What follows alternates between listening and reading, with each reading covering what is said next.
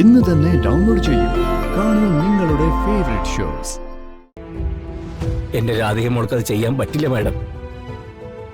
കൊല്ലാൻ കഴിയില്ല അവൾക്ക്.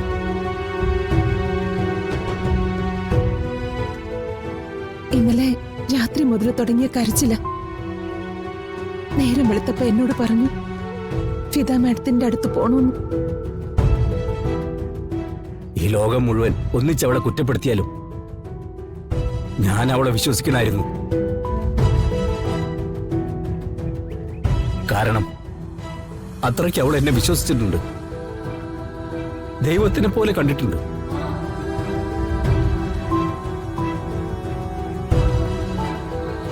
എന്നിട്ട് അവളൊരു ആപത്തിൽപ്പെട്ടപ്പോ ഞാൻ ഒന്നും ചെയ്തില്ല, രക്ഷിക്കാനും ശ്രമിച്ചില്ല.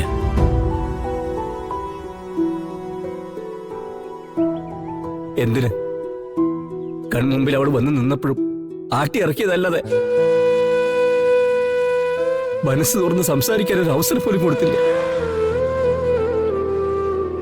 പാപം, മഹാപാപം. മനസ്സാകെ കലങ്ങിയിരിക്കായിരുന്നല്ലോ.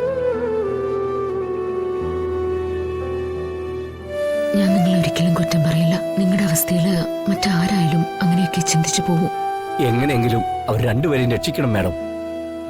ജാമ്യം കിട്ടി അവർ പുറത്തു വരണം. ഇത് അന്ന് പണയമെടുത്ത് മേഡം എന്നെ ഏൽപ്പിച്ച ആധാരമാണ്. എന്റെ വീടിന്റെ ആധാരം. വേറെ ഒന്നും എന്റെ കയ്യിലില്ല. ഇത് മാഡം പണയപ്പെടുത്തുകയോ വിൽക്കുകയോ ചെയ്തിട്ട് എന്റെ മോളെ രക്ഷിക്കാനുള്ള ഏർപ്പാട് ചെയ്യണം. എന്താ തീരുമാനിയത്? ഞാൻ അവളുടെ അമ്മയുടെ സ്ഥാനത്താണെന്ന് അങ്ങോട്ട് പറഞ്ഞിട്ടില്ലേ?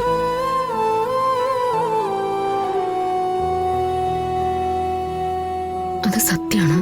തിരുമേനിയുടെ ഈ ഒരു ചിന്തയുണ്ടല്ലോ, അത് മാത്രം മതി രാധികമോള് പുറത്തിറങ്ങാനായിട്ട്.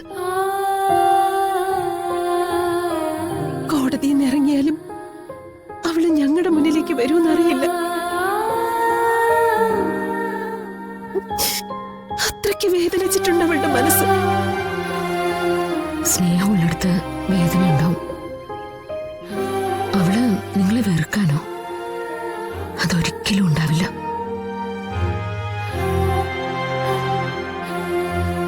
ആ സ്നേഹത്തിന്റെ ആഴം ഞാൻ കണ്ടിട്ടുള്ളതാ. മോളെ ഇപ്പൊ കോടതിയിൽ കൊണ്ടുവന്നിട്ടുണ്ടാവോ? നമുക്ക് അങ്ങോട്ട് പോവാമോ?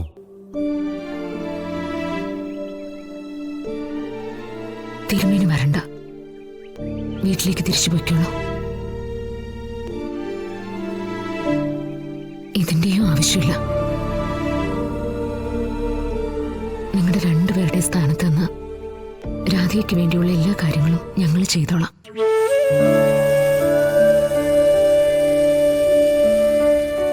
ഞങ്ങള് കോടതിയിലേക്കാ.